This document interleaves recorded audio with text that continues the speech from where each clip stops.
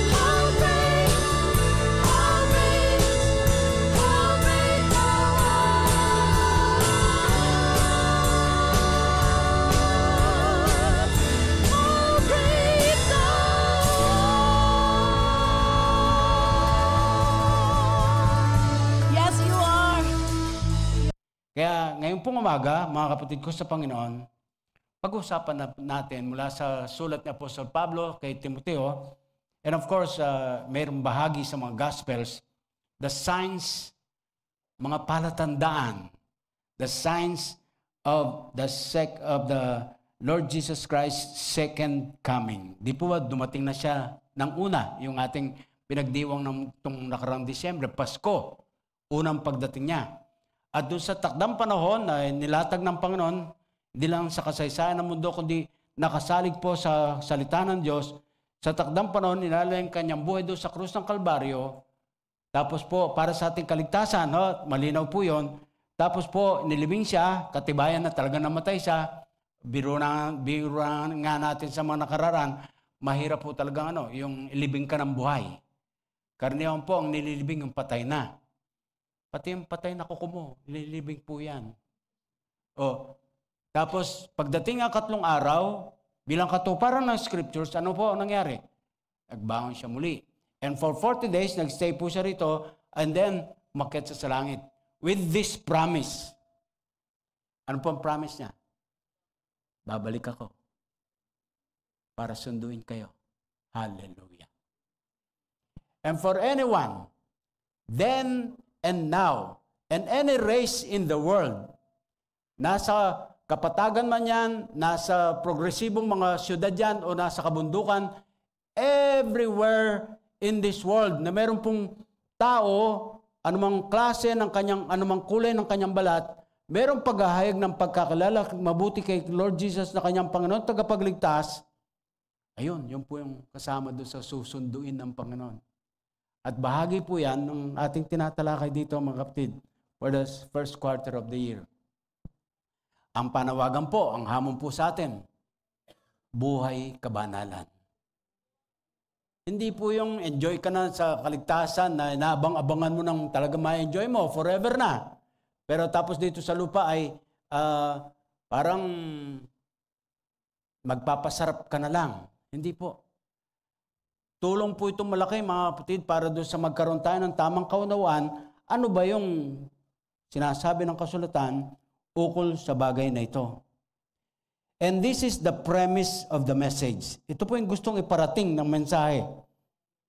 Bawat araw na magdaan sa ating buhay ay isang araw ng paglapit sa katuparan ng ipinangako ng Panginoong Hesus na siya po'y babalik para sunduin tayo at sumapiling niya sa walang hanggan.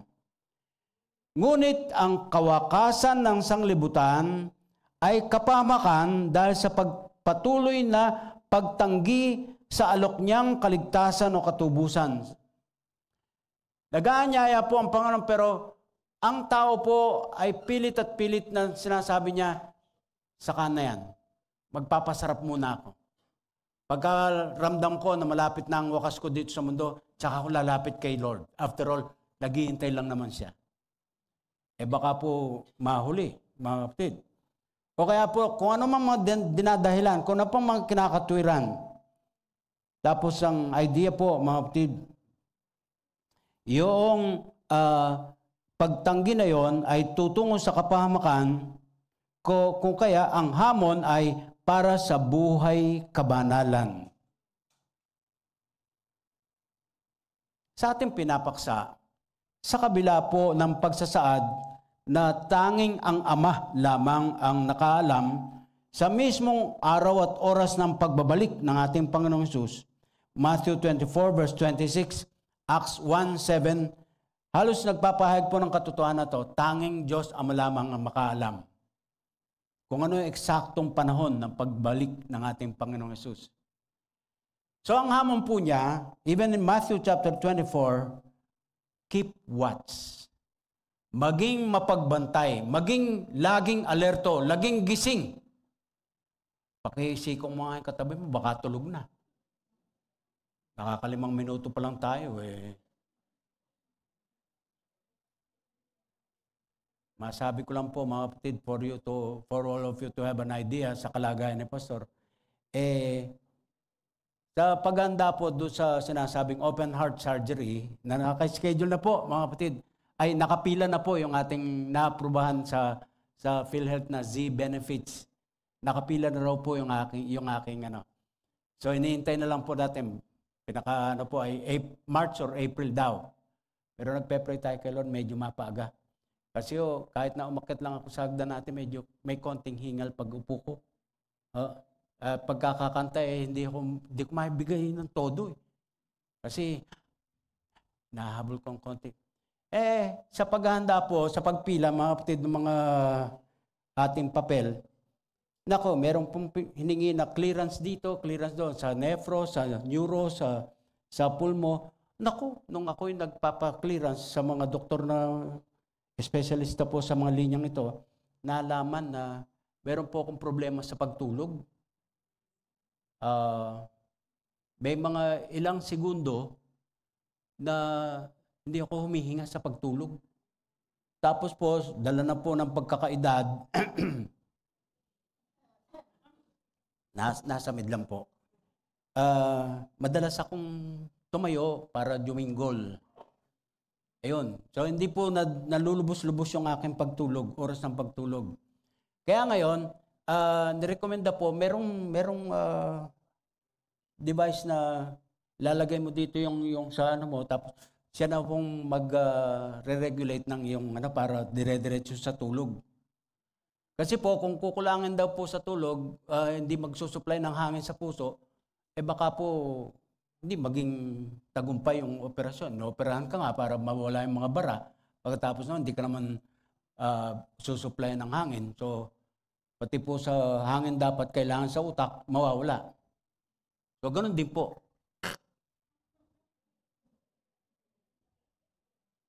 And sabi ko lang po kay Lord, Lord, more than ever, I came to realize, gusto ko pa rin pong mabuhay para sa paglilingkod sa inyo. Yan. Yun lang po, mga kapatid. At saka bonus, ayokong dulutan ayokong maghihirap si Ate Edna.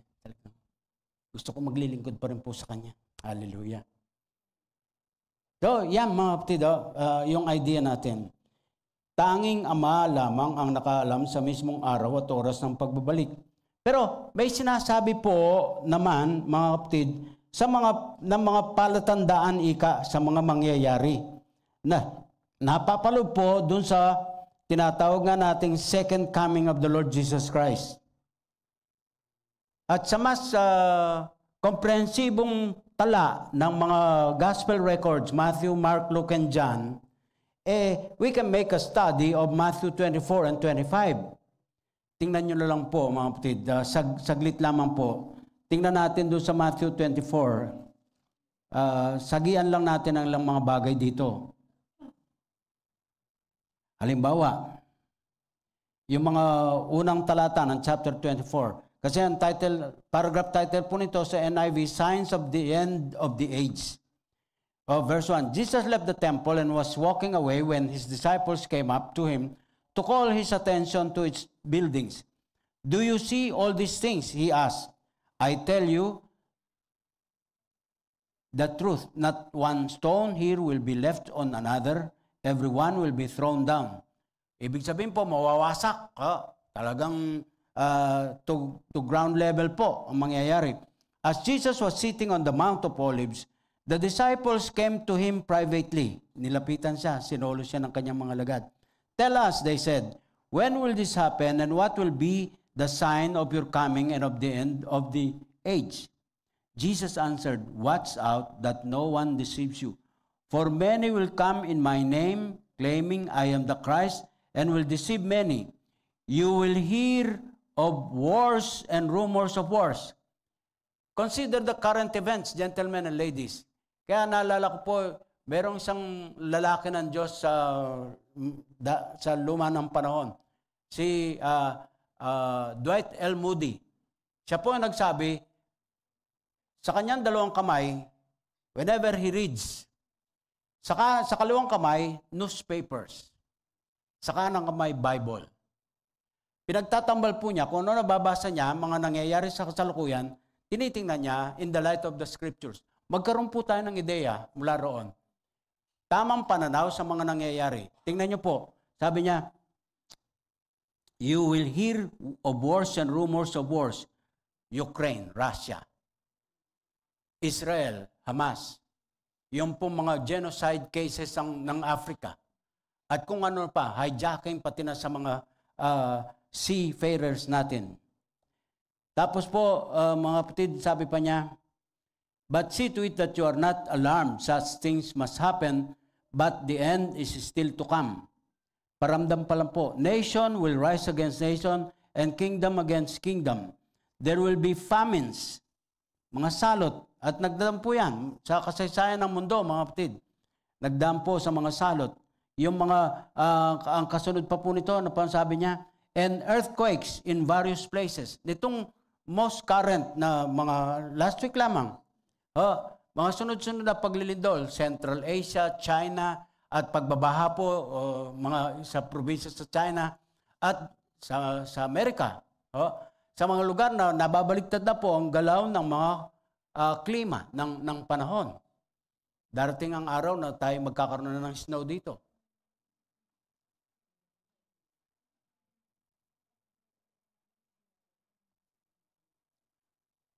And so on, mga kapatid. Halimbawa lang po yan.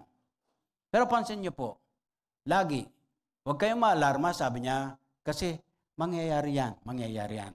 At sa progresyo ng ating pag-aaral, makikita po natin, hopefully makalinaw po, mabuti sa ating kamalayan ng katotohanan ito. Now,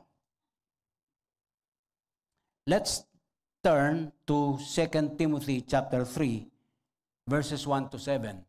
Ang ibang versions po, ang paragraph niya ay from verse 1 hanggang 9. Pero tinitingnan po natin yung sa hanggang 7. At ano po ba ang sinasabi ni Pablo sa sulat niya kay Timothy? Pangalawang sulat niyo po ito. At pansinin niyo po, mga kapatid, ang mga katagang ito. Sabi niya, but mark this, there will be terrible times in the last days. The last days. Saan po ba tumutukoy itong sinasabi niyang ito na the last days? Ito raw po, mga kapatid ko sa Panginoon, ay sumasakop sa buong panahon mula sa una at ikalawang pagdating ni Lord Jesus. Yung una, nangyari na. Yung kanyang pagbabalik, inaabangan pa natin. So yung buong panahon po yun, na saklaw nito, yung po yung tinatawag na last days. At lumalabas po, mga kapatid, in the light of the scriptures, sakop po ang ating panahong ito nung sinasabing last days. Last days. So, alamin po natin, ano po ba ang dapat nating matutuhan dito? At ito po, mga kapatid, kakikitaan, ang sabi po ng ating mga scholars, it will be characterized, among others, defection and apostasy. Pagtalikod, pagtatakwil sa sinasabing quote-unquote sa ating lingwahe, relihiyon o kaya paniniwala. Pagtalikod sa pananampalataya. Ang matitinding katotohanan ng niyaharang salita ng Diyos ay lumalambot po sa kamalayan ng mga tao ngayon dahil sa may paghangad po ng mga tagapagpahayag ng mensahe ng Diyos ngayon, palalambutin yung mensahe para maging madali pong manguya ng tao. At kung ano pong masarap sa pakinig ng tao, sinasabi ni Pablo, yung po ginugustong iparating ng mga preachers. Ina-adulterate at therefore, anong kung sa panlasa, anong tawag po doon, yung di matabang, hindi bland. Bland. Hindi po yung bland na buhok ko. Iba po naman yun. Sa English, ang taguri po ng ating mga theologians dyan, apostasy. Apostasy. Pagtalikod, pagtatakwil sa pananampalataya. At ang description po, doon sa unang talata na, mark this, there will be, sa NIV, terrible times. Sa ibang salin po, grievous, perilous times. At napansin nyo po, nasa plural. Ang ibig sabihin po, yung saklaw ng sinasabi nating last days, mayroon pong mga yugto-yugto dyan sa kasaysayan ng mundo, sa sakop nung kapanahon ng iyon, first and second coming of the Lord Jesus Christ, may mga mangyayari ng mga tinasabi pong grievous, perilous, difficult, terrible times. At anong tugon dapat ni Kristiyano dyan? Buhay kabanalan.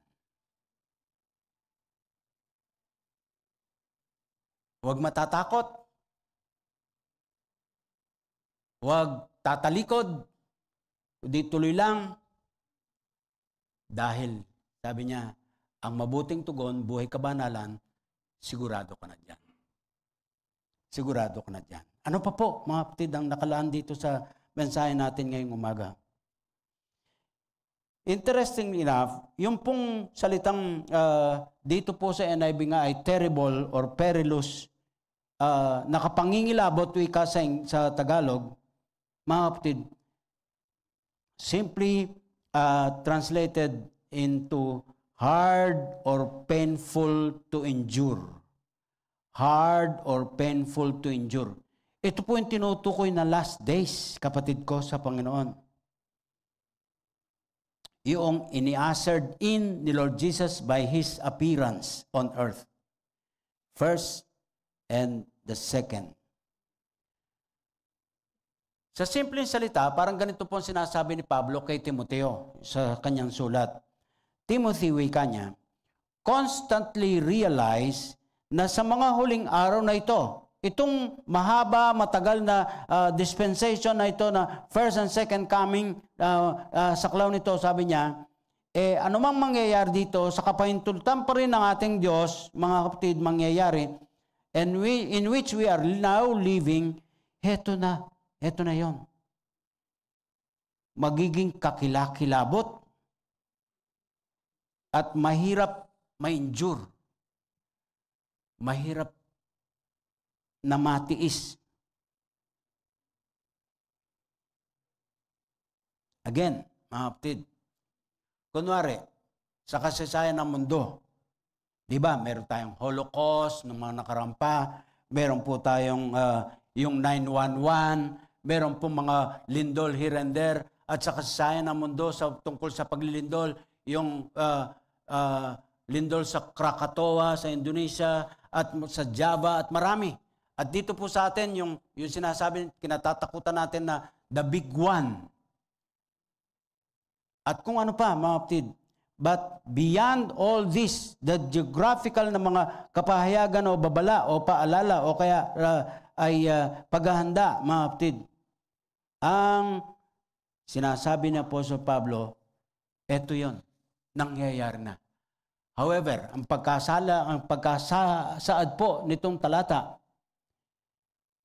lalo pang sasama, lalala pa, pasama pa ng pasama. And, gentlemen and ladies, look at your Bibles. Ang sabi po ng verse 2 naman, tingnan niyo yung verse 1, sabi niya, but mark this, there will be terrible times in the last days. At paano po niya sinasabi? Bakit daw po, mga kapatid? Verse 2, people will be lovers of themselves, lovers of money, and so on and so forth. Isa-isahin natin maya-maya yon. Ano po? Masama na, ho. Meron pong mga nangyayaring masama. Masama. Lalo pang sasama. Lalo pang lalala. Ano pong magpapalala? Si tao. Sa ibang mga translation, diretso po yung sinasabi ng verse 1 at saka 2. So, kung sasabihin natin, there will be terrible times in the last days for people, dahil ang mga tao ay magiging ganito at ganyan. Kapatid, ang magpapalala, sa malala na, masama na, ang mas magpapasama pa, tao pa rin. Tao na nagpapasama, tao pa rin ang magpapasama pang lalo. At ang salita pong ginamit dito na tao, generic. Lalaki, babae. Hindi po sinasabi rito na tao o man bilang yung lalaki lang nagpapasama. Kundi po generic. Mapa lalaki ka, mapa babae ka, kasama ka doon sa for people.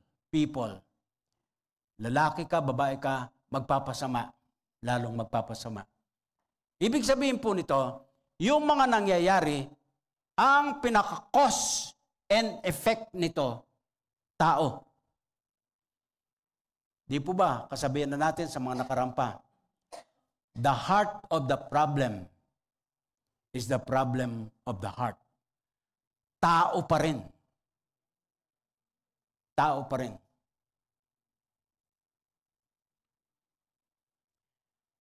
Meron pong isang politiko at may tuturing ko po naman hindi naman basta typical na politiko. Yung trapos, kumbaga tawagin, hindi po. Pero napabilib po ko sa kanyang salita nung akin siyang makausap. Sabi niya,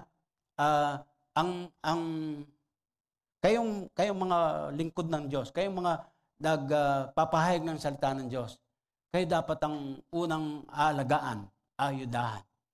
Kasi sabi niya, ang inyong concern ay tao, puso ng tao, character, sabi niya. Whereas kami mga politiko, systems. Ibig sabihin po, pag pinagtambal natin, maganda rin naman ang kalalabasan. Tama po. And yet, mayroong pagkilala. Ang kabulukan ng sistema, hindi po yung sistema ang nagbibigay, nagdudulot, kundi si tao pa rin na gumagawa ng sistema. Ang kasasama mo, tao, ikaw pa rin. For so long as you deny something very much important of what the scriptures are telling us about the Lord Jesus Christ and all the teachings of the scriptures, tao. Ulitin natin. Sabi ng verse 1, 2, but mark this, there will be terrible times in the last days, for people will become, etc., etc., etc. Gumising tayo sa katotohanan ito, mga kapatid ko sa Panginoon. Pwede tayong isway ng mundo sa pagpapalagay na ang kabulukan ay nasa mundo, sa sistema ng mundo. Wala po doon. Puso pa rin ni tao ang issue. Ikaw pa rin. Sa pagpapatuloy mo ng pagtanggi sa mga katotohanan ng salita ng Diyos na umiral sa iyong bilang mga prinsipyong sinusunod mo sa iyong buhay, maka-Diyos, banal na pamumuhay, tao, magpapalala, magpapasama pampatuloy. Mga kapatid, dito sa pahayag na ito, akalaan niyo po, itong isang obserbasyon tungkol kay Pablo, pagka magsusulat o kaya po magsasalita, mahaba, dire-diretso. Tingnan niyo po, kung stricto tayo sa grammar, sa English grammar na alam natin, ang verses 1 to 5, only one sentence. Isang pangusap lang po yan. Ang pinakatuldok niyan sa dulo ng verse 5. Mahaba po yung dire-diretso yan. At pinakita po doon yung tala ng kung anong kalagayan ni tao na lalo pang nagpapasama sa kanya. Na siyang pinaka-sign ng last days. Ganyan daw po ang isang napansin kay Pablo. Pag sumulat, mahaba. Isang pangusap, 5 talata ang sinakop. Pero makikita daw po natin dito ang 2 bagay na pinagagawa ni Pablo kay Timothy at sa immediate context nito na sinasabi po niya, para lubusang magampanan ni Timoteo ang ministering pinagkatiwala sa kanya ng Panginoon pagiging pastor. Halimbawa, nagpastor si Timoteo sa iglesia sa Efeso.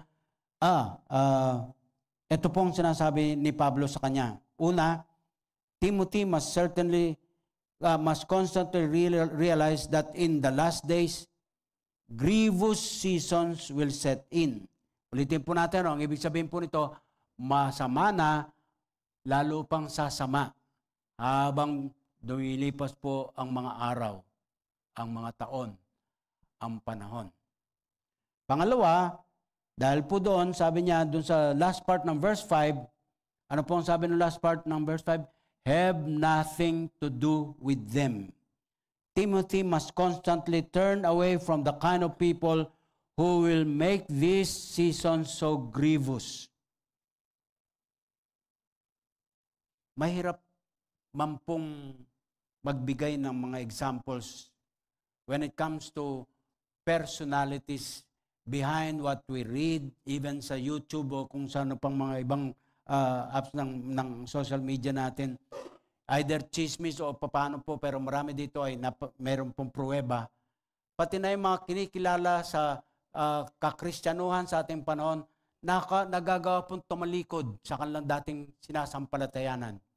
Maging sa larangan po ng mga pagbubuo ng mga awitin na supposedly salig po sa katotohanan, dalisay na katotohanan ng salita ng Diyos, meron pong bumabalikwas. Dati, inspirasyon ng pagsulat nila ng kanilang mga awiting na bubuo para sa kapurihan ng Diyos, binabaligtad. Tinatalikuran panampalataya. Marami tayong kakilala diyan. At dito po sa ating bansa, ang mga iskandalo, ay mayroong mga iskandalo po sa Pilipinas na may kinalaman po sa buhay relihiyon. Ngayon po, alam natin, meron pong mga pastor na sinasabi yung dawit sa ganitong mga alingas-ngas. Sabi ng Pablo kay Timoteo, have nothing to do with them. So yun po yung dalawang bagay. Palala ng palala, tapos yung mga nagpapalala dyan, nagpapasama pang mabuti dyan, iwasan mo, Timoteo, sabi niya. At yung po sinasabing hayagang palatandaan sa last days ay yung increasing apostasy.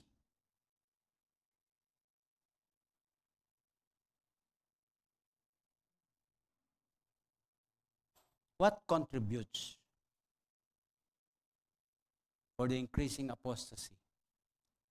Sinasabi po ng ating mga scholars, pwede pong makakita tayo ng twofold characteristics ng apostasy o pagtalikod sa pananampalataya. Sa isang panig, doctrinal. Sa kabilang panig, lifestyle. Tandaan po natin, ang ating mga theologians ay nagkakaisa at mamaya mabibigyan nating diin yan. Defection in doctrine always brings a decline in morals. So tingnan muna natin yung doctrinal aspect nitong pagtalikod sa pananampalataya. Sa panahon ni Pablo at sa ating panahon, namomodify po daw po itong katotohanan ito, kapahayagang ito sa kasaysayan ng pananampalataya. Meron daw pong tatlong pangunahing mga katuruan ng Biblia na dinideny o tinatanggi o tinatalikuran po nung panahon ni Pablo, nung panahon natin ngayon, modified. Una po, denial of the doctrine of the Trinity. Way back, even in the history of the Scriptures, nililinaw po sa atin, ang isang nagpapaligaw sa paniniwala sa maraming mga tao ngayon, yung isang Diyos, tama, pero wala pong tatlong persona. Wala pong tatlong persona. At kung meron mang tatlong persona, halimbawa na lang, sa karaniwang pong pagbanggit ng tatlong persona ng isang kadyosan, Diyos Ama, Diyos Anak, Diyos Espiritu Santo. Akalaan yung Google po na maraming pagsulat ng maraming volumes of books na pinagtatalunan po, nagkakaroon ng mga argumento ng mga teologo tungkol po doon sa pagka nilagay mo, halimbawa, Diyos Ama, una, Diyos Anak, gitna, Diyos Espiritu Santo, dulo, minority, yung Holy Spirit. Pagtatalunan po yun sa mahabang panahon ng kasaysayan ng theology. Pero initially, there is denial of the Trinity. Halimbawa na lang sa 1 John chapter 2, verses 22 to 23. Ang idea po, wala ang Holy Spirit. Ang aktibo po ang Diyos Ama, Diyos Anak. Pangalawa, denial of the incarnation of Christ the Lord. Yung pong pagkapanganak ng ating Panginoong Hesus. Now, take note of this, gentlemen and ladies. Gaano po ba siya kahalaga? Rejecting either the Trinity or the Incarnation, yung pong isang Diyos sa tatlong persona, itatanggi mo. Pagkatapos po, ay yung Incarnation, yung pagkapanganak. Rejecting either the Trinity or the Incarnation denies the existence of the God-man, which is essential to our salvation. Tingnan niyo po. Kung si Lord Jesus daw ay hindi po naging tao, hindi po siya maaaring mamatay. Kasi hindi siya naging tao. Ngunit, kung hindi naman siya Diyos, ang pagkamatay niya ay hindi makatutubos sa ating mga kasalanan.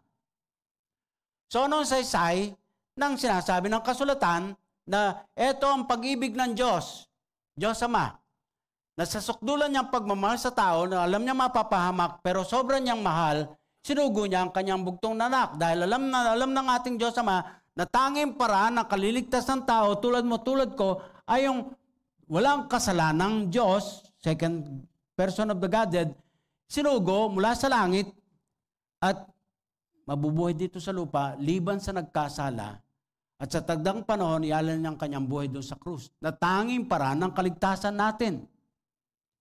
So, yung pag-deny po ng Trinity, pag-deny ng Incarnation, walang saysay yung ginawa ng Lord Jesus dyan.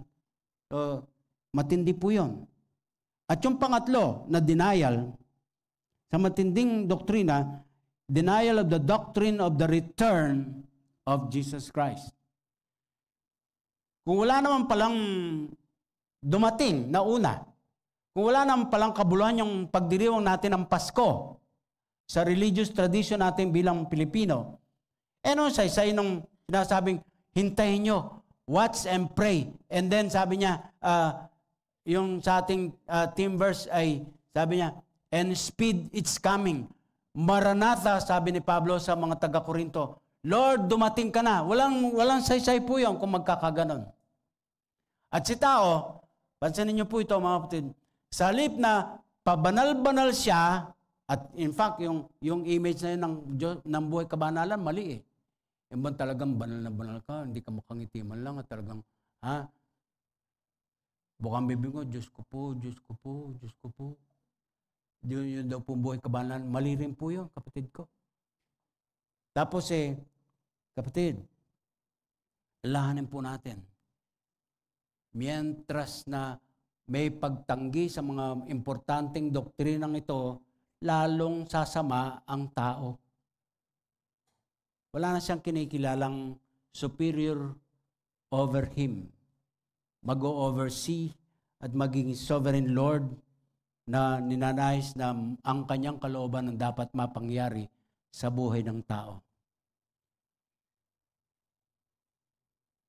Ngayon, ano pong epekto nito sa estilo ng pamumuhay ni tao? Yung po yung second, dun sa characteristic ng apostasy.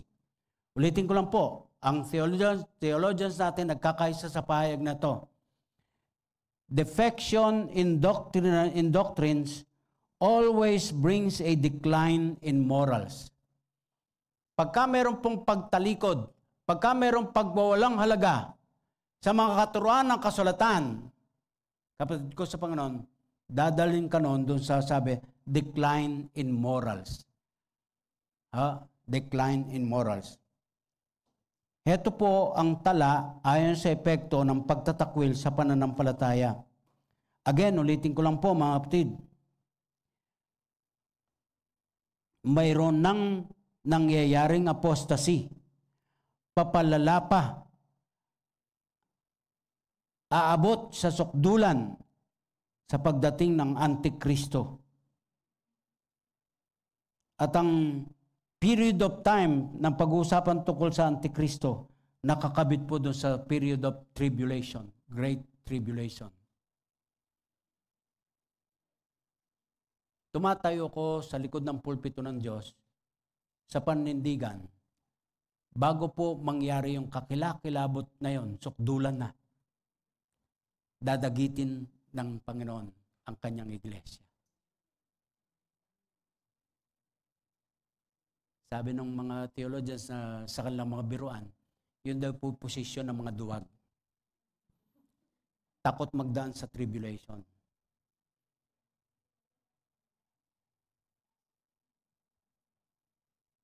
Wag na natin pagtalunan yung mga ano po ng mga terminolohiya, no? Ang mahalaga, alam mo mangyayari dahil merong mga palatandaan. At alam mo rin ang tamang tugon mo, buhay kabanalan. Buhay kabanalan.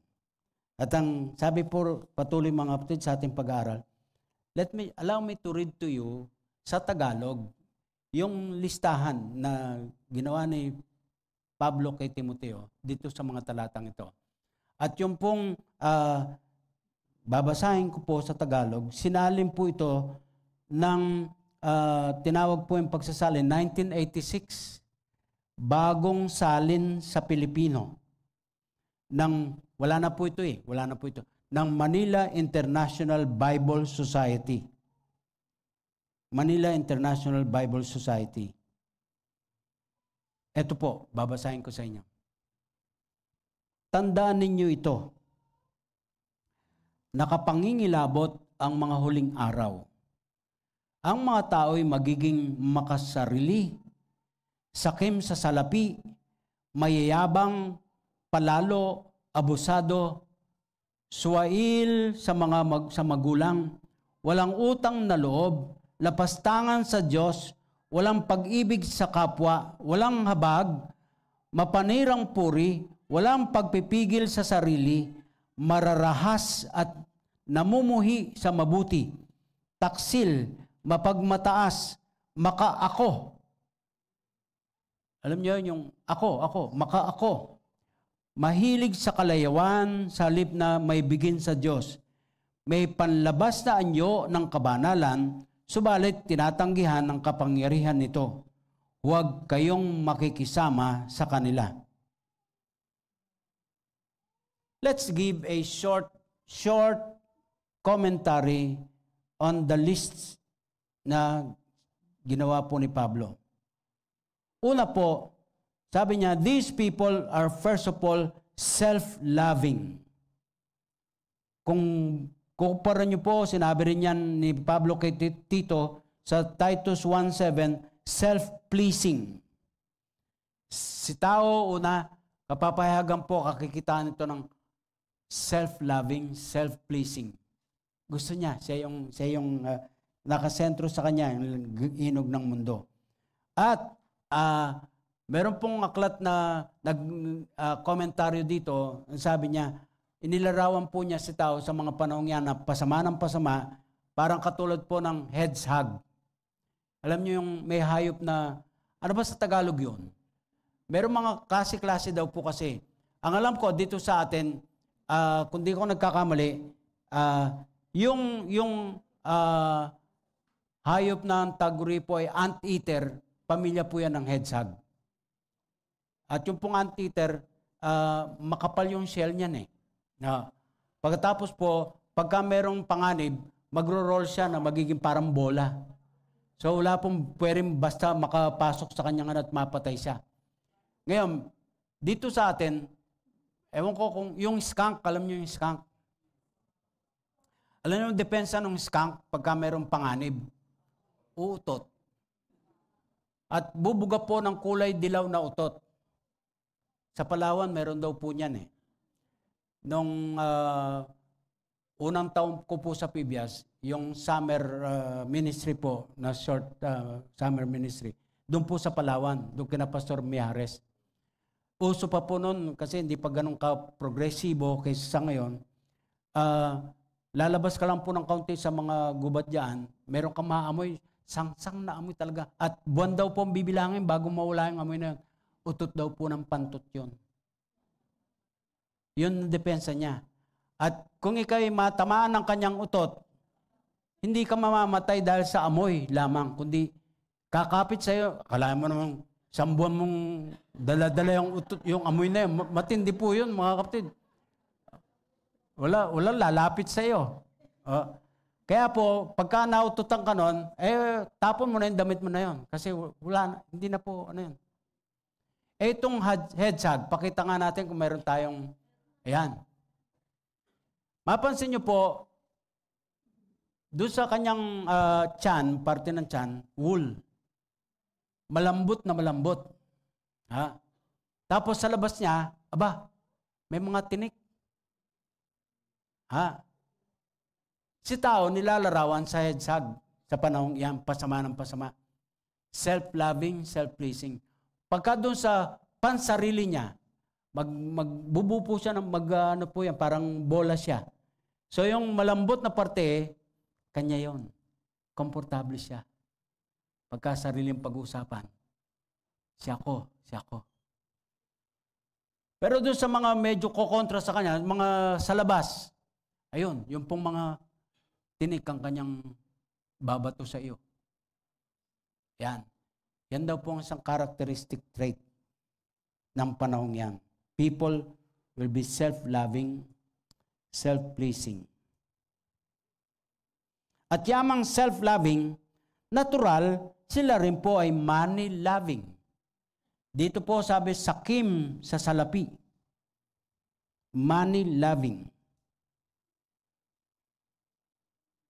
At alam nyo, sa gospel records, halimbawa kay Lucas, description po ng money-loving, description po yan ng mga Fariseo. Yung mga mapagpaimbabaw. Relihiyosong may tuturing pero ang kanila pong motibasyon, pera. People are boastful or boasters.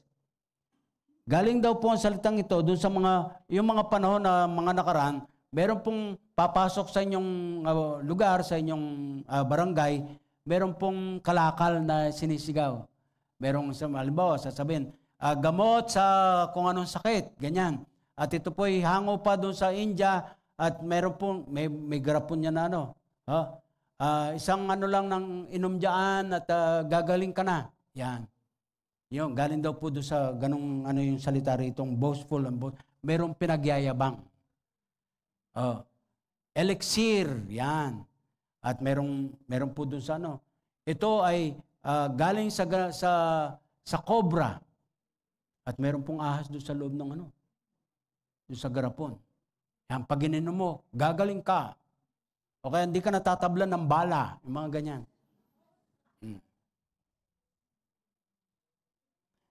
At, dagdag pa po dyan, mga kapatid.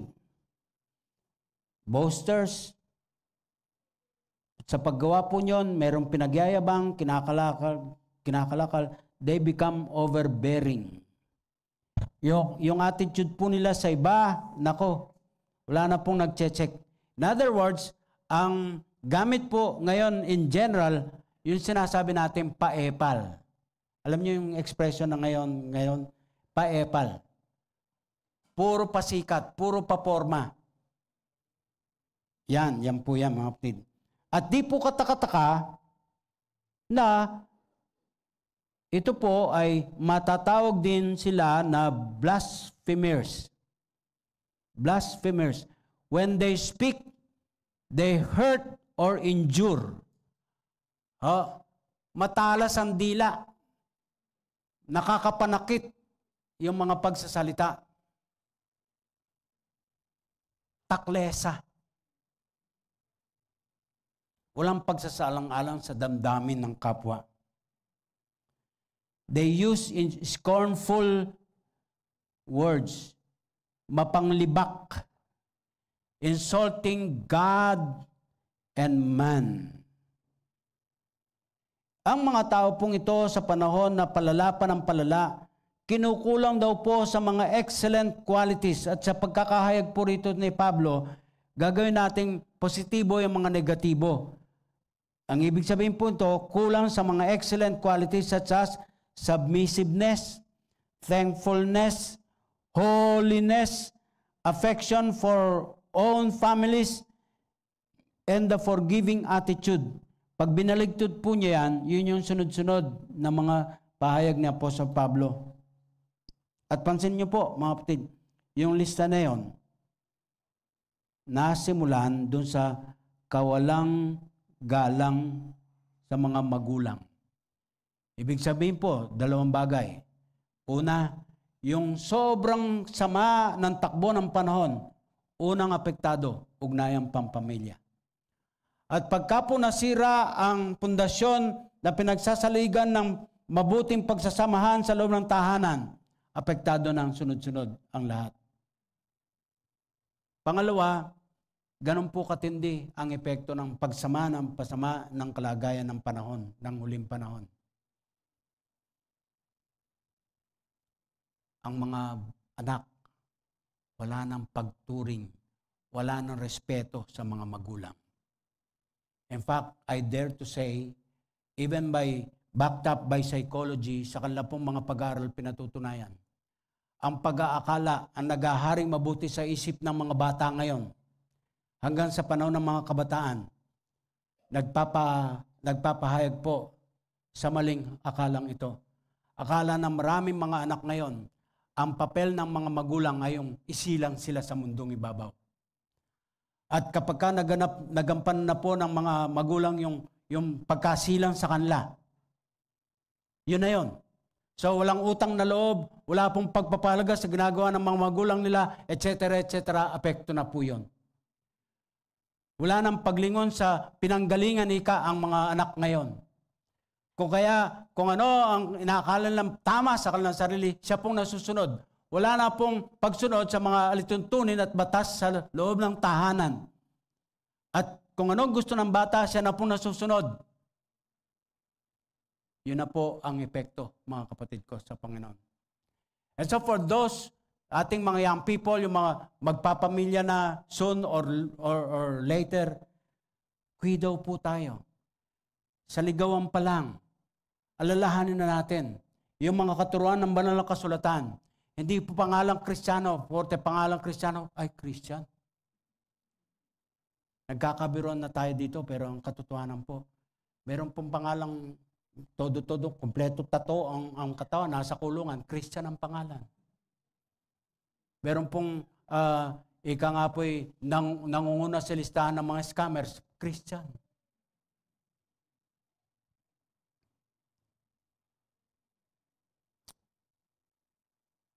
Lumalabas na sila po ay unthankful, not appreciative of the many acts of kindness which their parents have bestowed upon them. At sa ibang mga tao rin naman, lalo na sa Diyos pa mismo. Pansinin niyo po ito.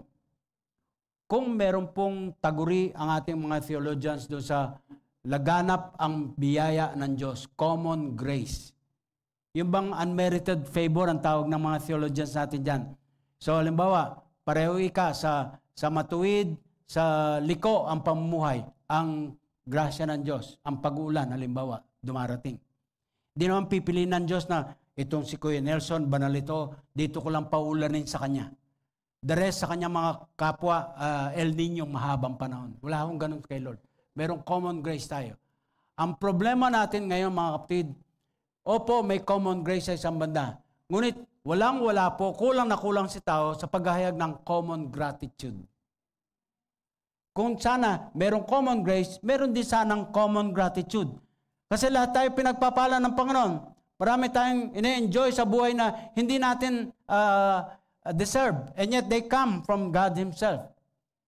Nagpasalamat si Kuya ganito, si ate na ganon. Paano ikaw? So bitin si Lord sa common gratitude. Pausuhin po natin yan, kapatid ko sa Panginoon. Pausuhin po natin yan. With respect to things religious, lalala pa po, mga kapatid. yung tinatawag na merong divine sanction, worship, ministry, service, people, sabi niya, become unholy.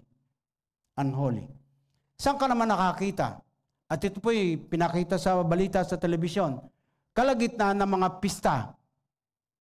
Pista ng, di ba, mga festival ngayon, mga sa south, sa north, yung mga, di ba, alam natin, attraction po, maging sa turismo, yung mga festivals.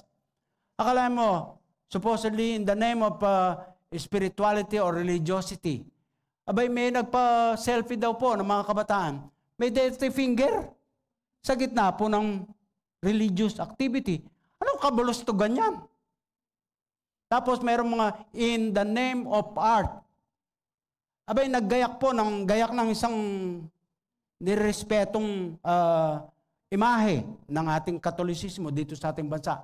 Anong kalapastanganan yan?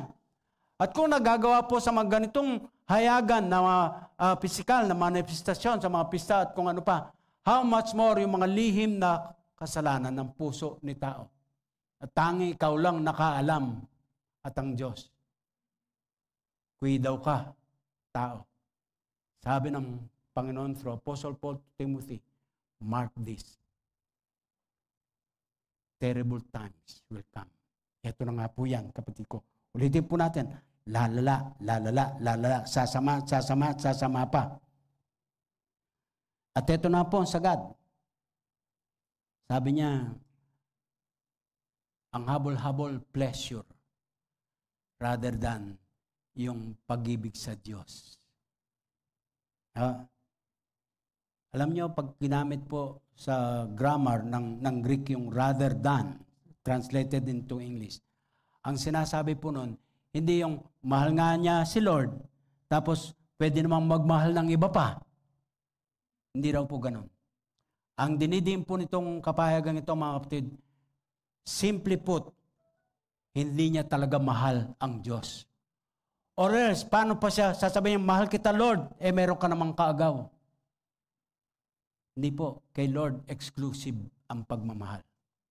Kung siya lang, ayaw po niya na mayroong kaagaw. At yun po ang tunay na nagmamahal sa Diyos. Kaya sabi niya sa bandang huli, having a form, semblance, or appearance of piety, but denying its power. Walang kabuluhan. Kaya, tama po. Kumbinsido po ang inyong abang lingkod, and I challenge you with this. Tama nga po si Apostle Pedro. Kung sa ganitong paraan, sabi niya, matatapos sa magugunaw ang mundo pagkatapos ng huling araw. The last days, sabi niya. Gugunawin ang mundo sa ganitong paraan, apoy, etc., etc. Ang patanong po ang kanyang sinabi, paano tayo ngayon dapat mamuhay? At ulitin ko po, sa simpleng obserbasyon ko lang po, mga kapatid, sa pag-aaral ng salita ng Diyos. In general, pagka ang Diyos ang nagtatanong, at siya po ang sasagot sa kanyang sariling tanong, siguraduhan, tama. Huwag ka nang maghanap ng iba pang pagkukuhanan mo ng sagot sa tanong. Pagtanong ng Diyos at siya ang sasagot, sigurado, tama. With that, I put across to you again in this Sunday. How should we then live? We live holy and godly lives. God bless us.